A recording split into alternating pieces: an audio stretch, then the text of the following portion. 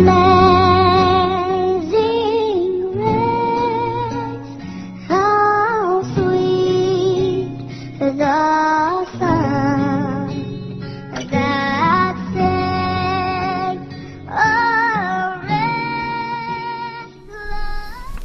Hi, and welcome to Straight Talk About God video. I'm Jack. Well, the perfect man, part 6, production. You know, we produce a lot of things, right? Food, energy, communication devices, transportation vehicles, all that stuff. Well, Adam needed all those abilities, so God created Adam and his environment so Adam could tend the earth, have dominion, what it says, right? But God didn't provide for Adam to produce telephones, cars, electric generators, farm equipment, whatever. God set up the earth so that, and man, to provide for all of those things. Adam was in charge of all the animals and plant life, but he wasn't responsible for producing them. God did that.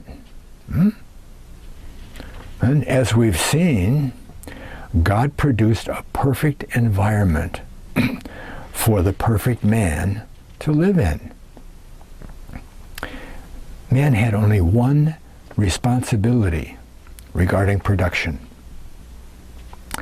And hair, again, is an integral part of that production.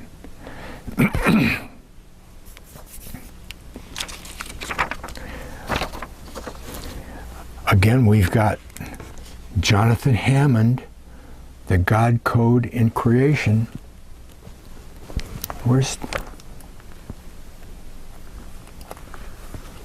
Well, wait a minute. I was going to show you his name.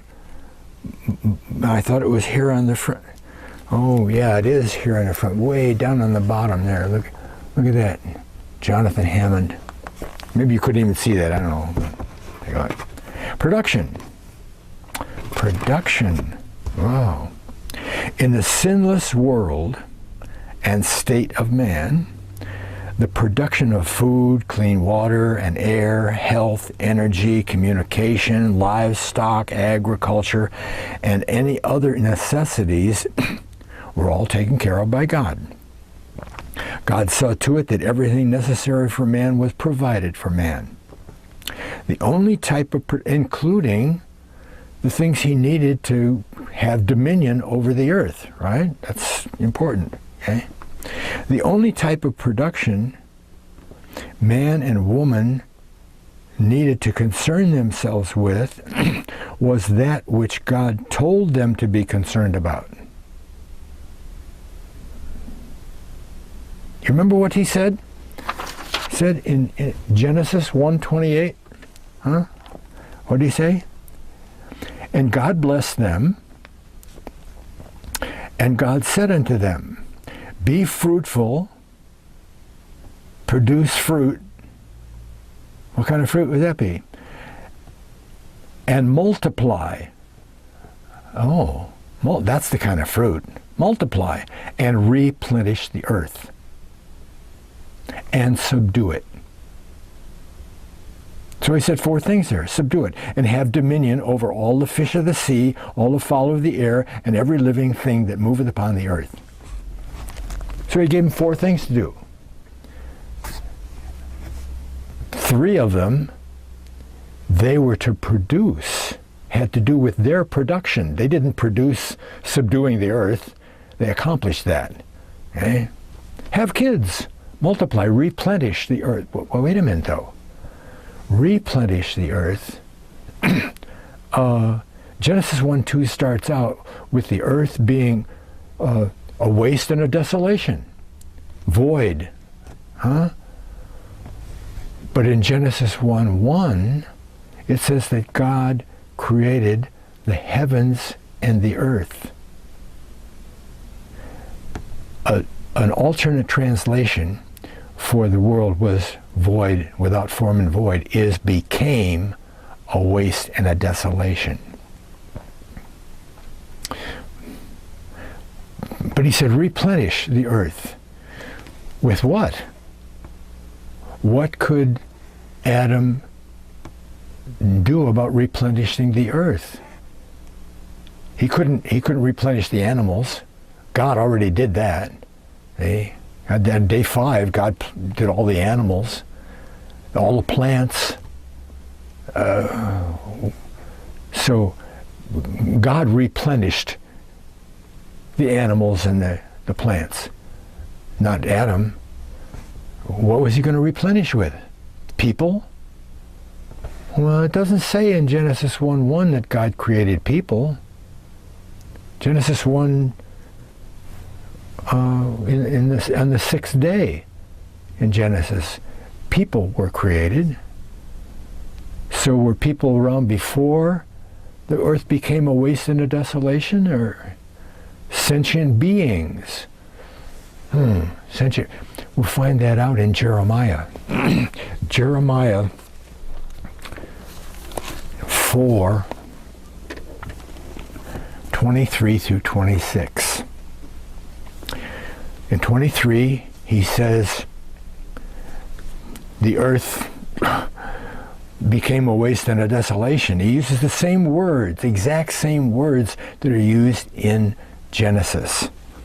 I beheld, he had a vision of the earth, and lo, it was without form and void, and the heavens, and they had no light. Well, no, wait a minute. Genesis 1:1 says that in the beginning God created the heavens and the earth, the heaven and the earth. Jeremiah says the heaven didn't have any light. Well, aren't the stars in the heavens? Huh? And on day 4, didn't God say, let there be the heavenly lights and stuff, the moon?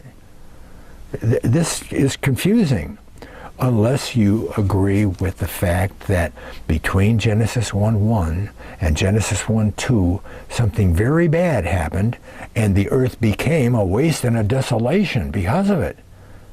And not only that, the energy expended in this cataclysm even wiped out Mars. Okay. But now he's going to tell you what he saw, what happened when that cataclysm hit.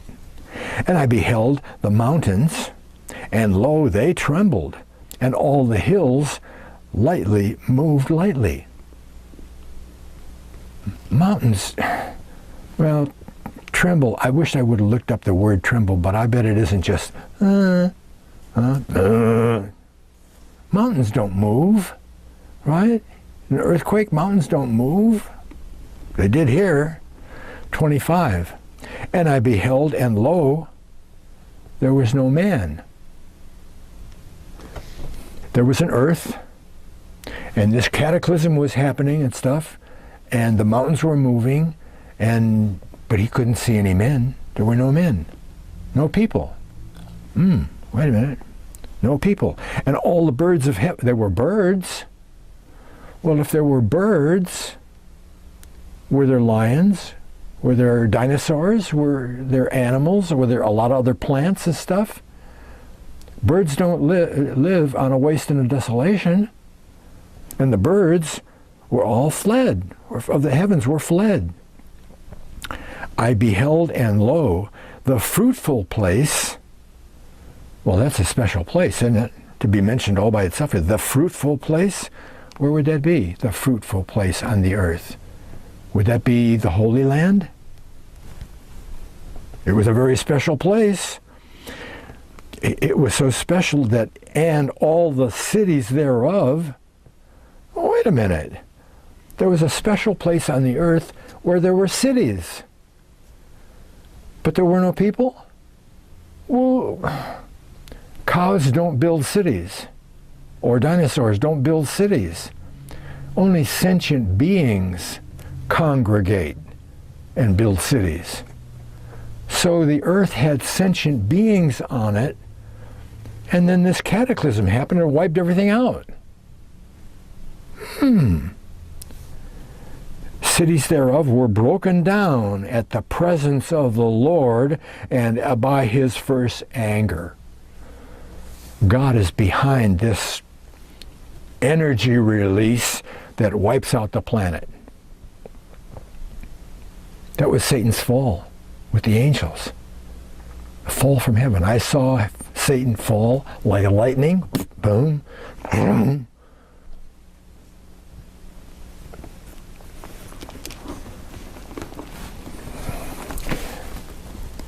The hypothesis is that the angels and Satan and his band were in charge of the earth. They were enhancing the creation, as Herbert W. Armstrong says. They were putting the icing on the cake, he says. The earth was here and it was prospering, and boom, and all of a sudden Satan fell and wiped everything out. Now God went to the recreation process, created the plants, the animals, the stars, the heavens, and so forth. And on the sixth day, he created people. Okay? Genesis 1:28. Okay. And God told them to be concerned about, to be fruitful, multiply, replenish the earth, and subdue it. Now, we all know what that means, but let's go over a subject anyhow.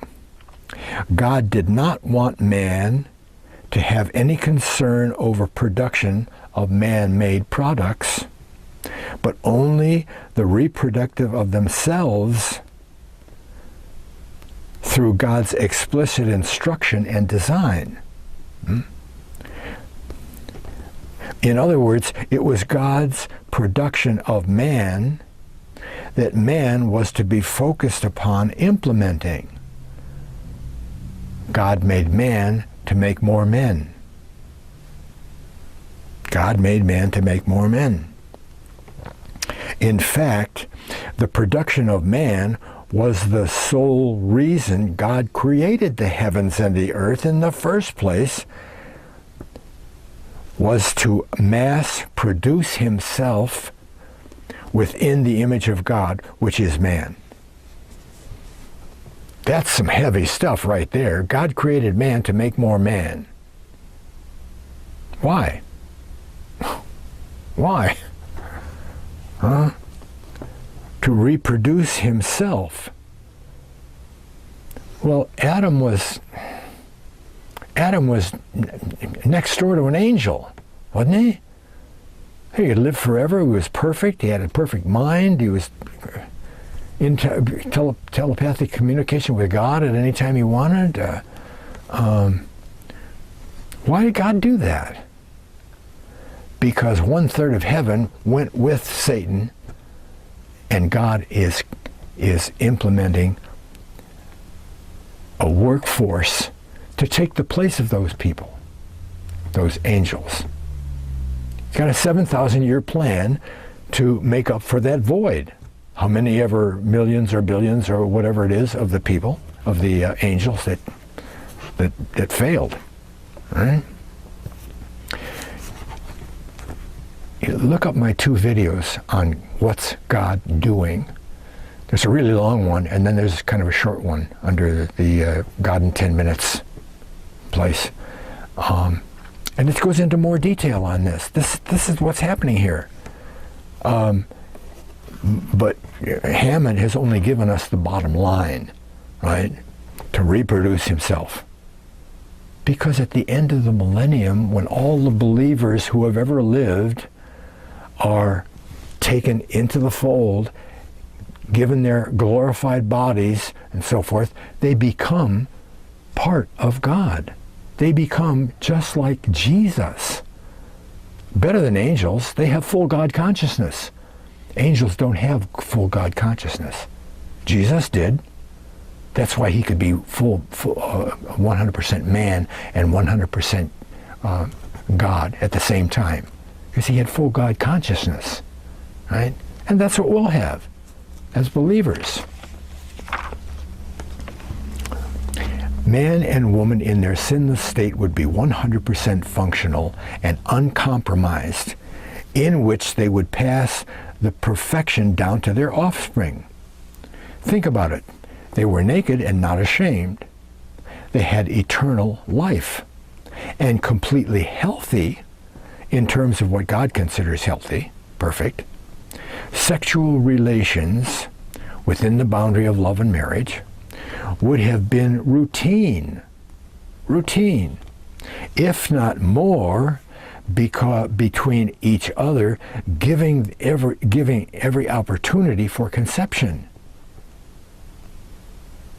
In other words, God makes the parameters up so that to reproduce himself through Adam and Eve, everything would go in that direction, make it easier, right? A woman would find herself pretty much pregnant at all times. Whoa. Not our women, not our little teeny women that only weigh 125 pounds. This is Eve, okay? Eve, pregnant at all times. How can that be? With hardly a gap between pregnancies, yet due to the large stature, 8 to 12 feet tall, a couple of 100 pounds, maybe 250, and sinless nature of men and women before sin, discomfort and labor pains were non-existent with women. Labor and sorrow, as God says, you're going to have sorrow, was increased upon women after sin. And you would hardly know from a woman's appearance alone that she was even pregnant back then, due to her size in comparison to the size of the fetus she was carrying. Okay? A 10-pound kid inside, at birth, a 10-pound kid inside a 250-pound woman, it's negligible. You don't even see that she's pregnant, right? Because back then, a child was born pretty much the same size as it is today, with only difference being the stature of the mother. You got that? Huh? How long does it take for a baby to reach the age of being born? 9 months. When after 9 months goes by, a human fetus can be born. Okay? Well, that didn't change. When Eve conceived, 9 months later, she had a baby. It didn't take her 4 years to have a baby because she was 8 feet tall. Baby was born at 9 months. So when that baby, a 10-pound baby today, that's a pretty big kid, right? Yeah? 10-pound baby then was just a blip, you know, with a 200-pound woman, okay? In other words, a mother 8 feet or taller would have had little difficulty giving birth to a 10-pound child in regards to today's average woman of about 5'5" and only 100 pounds. 110 pounds, 15. Doing the same. This is how God knew that women's labor and sorrow would increase as sin and later the flood would eventually cause men and women to diminish in size. Remember, in that perfect environment, everything grew big. Big mammoths and 5,000-6,000 pound bears. No. Everything was bigger. Okay? The plants, the animals, and the people were bigger. And then after the flood, as evidenced by the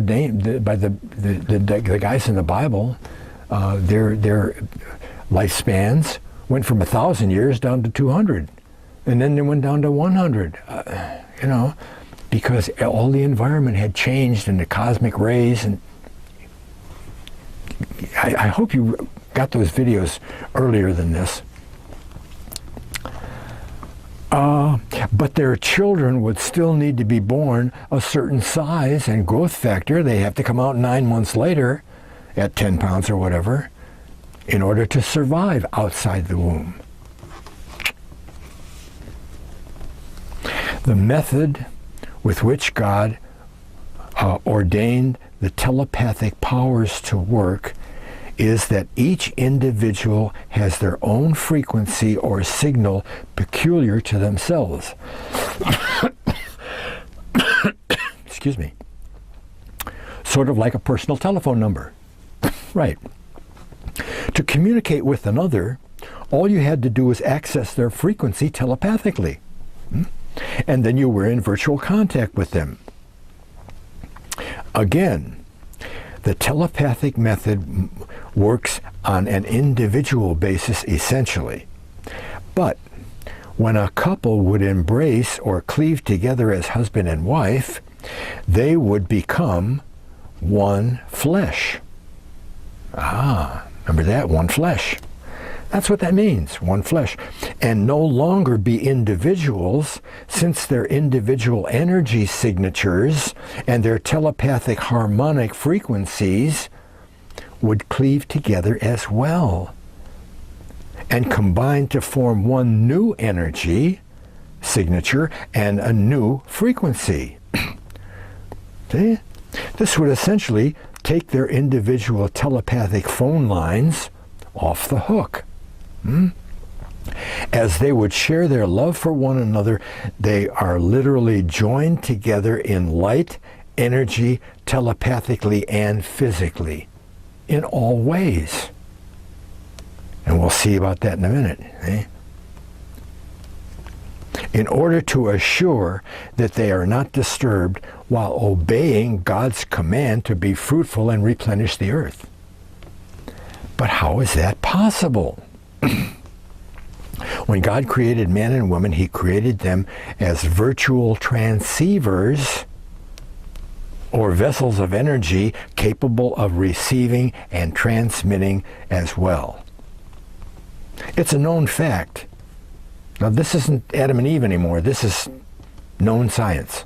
It's a known fact that if you take two separate transmitters of two separate power sources with two transmitting frequencies diverse from one another, and then join their separate antenna together, the following results.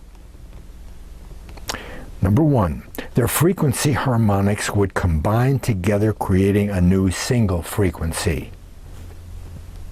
Of course. Which now is the average between the two diverse frequencies in proportion to their power output. Okay? Number two, their combined power output combines harmoniously together in favor of the new frequency. Okay?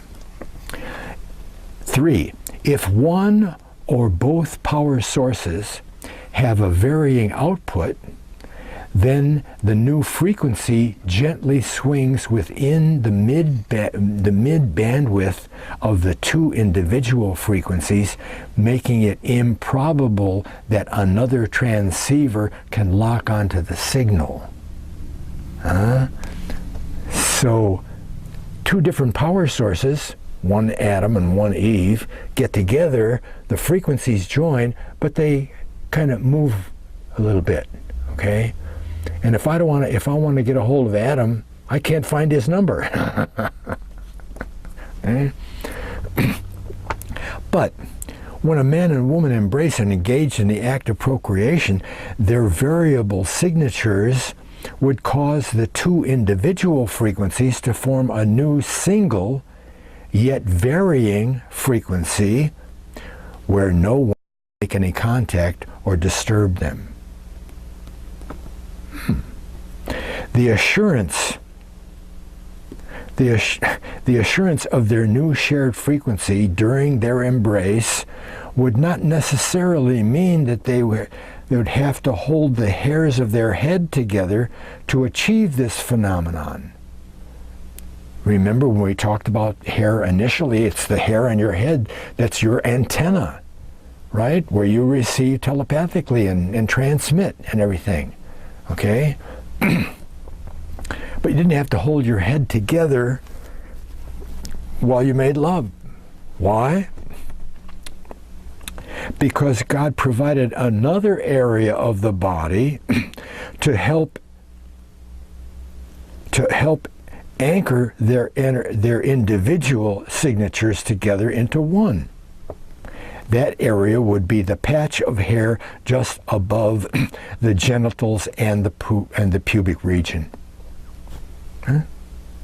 This design would assure that man and woman would literally become one flesh, one soul, one spirit. Is that neat or what? Huh? I should point out that this method of infusion of energy from two sources into one can also work in regards to when a person is injured or ill. Well, what if Adam got distracted by some dinosaur and tripped over a log and broke his leg? Could happen. Could happen. Oh, there's no doctor. Oh, well, God could say, you're healed.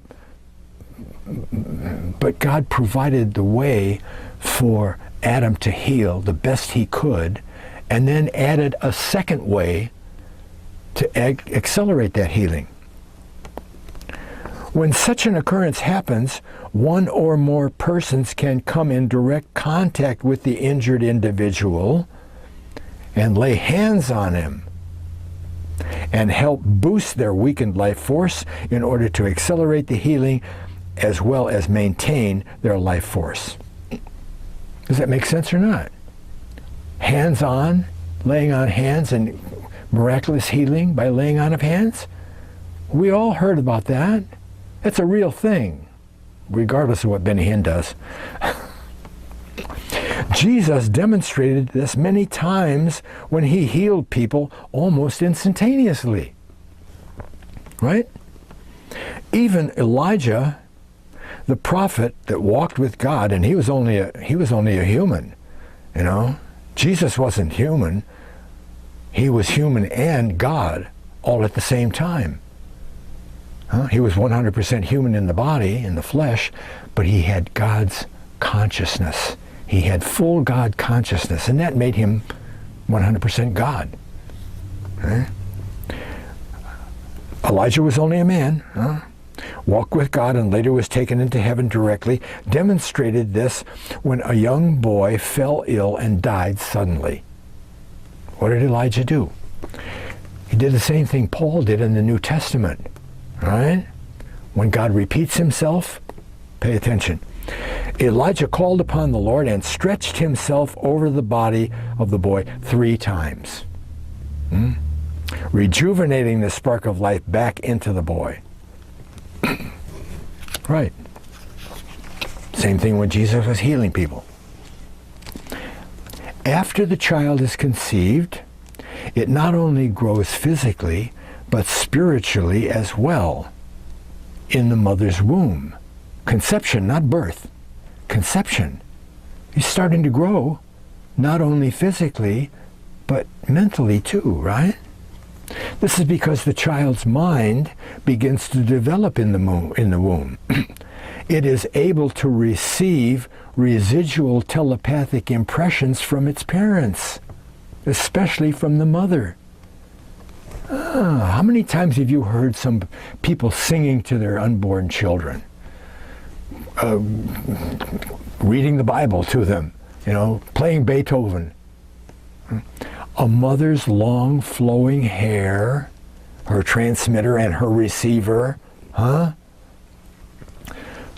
would reach down, gently caressing the child with nourishing thoughts of love, joy, and a sense of presence. Hair on the womb, on the mother's belly. When the child is finally born, it will literally be born in the image of its parents, both in physical aspect and spiritual. This The child would have a very strong rapport with its parents and no doubt possess a high degree of intelligence. All right? Since it was in constant communication with the mother and the father, and more pure supply of and degree of food, oxygen, and cellular mitosis. Thanks to the more powerful magnetic field back then, allowing its mind to develop at an accelerated curve. This would make his or her personal or potential intelligence to be several times over from what ours is today.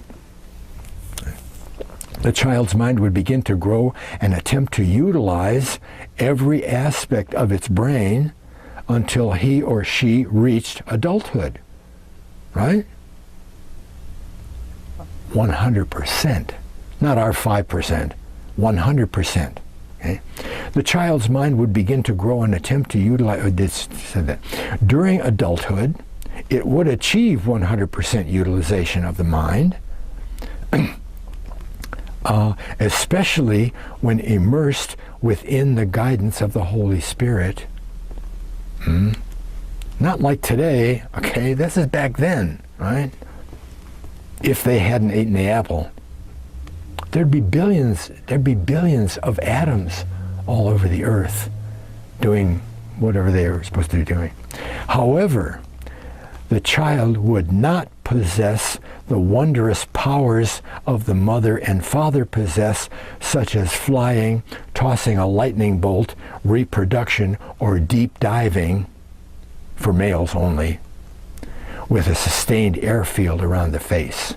Remember that? The beard makes a face mask, and the men can go way down. Women can't do that because they don't have a beard, right? And the pressure is too much for the baby. No, God wisely allowed the powers of the mind to be manifest first, as children would be born. As children born would immediately, within a year or two, have a full antenna array developed. Full head of hair. 2-year-olds have long hair, right? They're antenna, and they're receiving telepathically.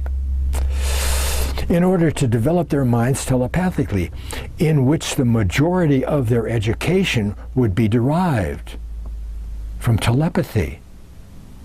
They couldn't go to the library and check out a book. There were no books, right? So how did they learn? Well, they learned by mama and daddy talking to them and receiving telepathically. Okay. Yet, the remaining body hair, which would help manifest and produce the remaining latent powers, like flying and bolts, would not be developed until after puberty. God wanted their minds to grow first so that the knowledge, the wisdom, and experience obtained would outline the parameters and usage of for the remaining powers, which would gently manifest themselves from puberty to adulthood.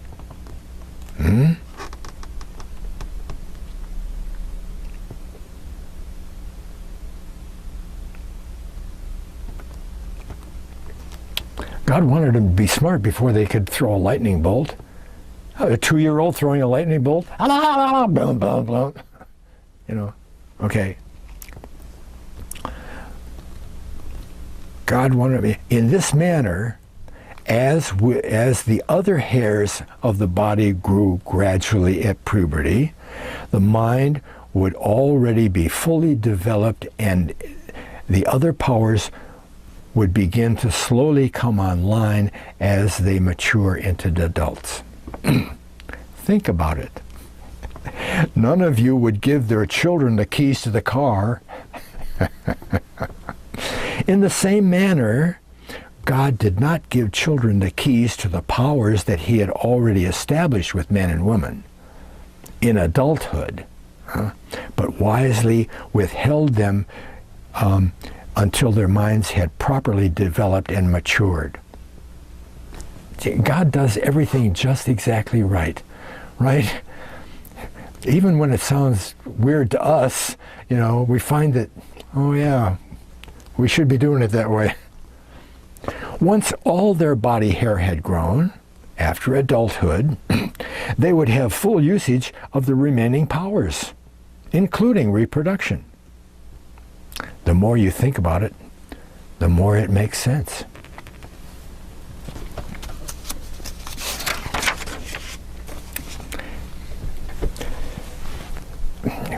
One of the main reasons why I do any of these videos, and especially this one here, one of the main reasons is to prove that God is real. Only God could do this kind of stuff, couldn't he? Only God. I mean, look how intricate that is in the human body. With just never mind anything else, just hair. All the stuff that hair is involved in. Okay? God is real. And everything he says he'll do, he does it. Okay, in the last part of the series, we're going to discover that there was indeed one man in history who accomplished all of this stuff that we've been talking about. And the Bible even calls him the second Adam. Wow. Thanks a lot for watching. God bless.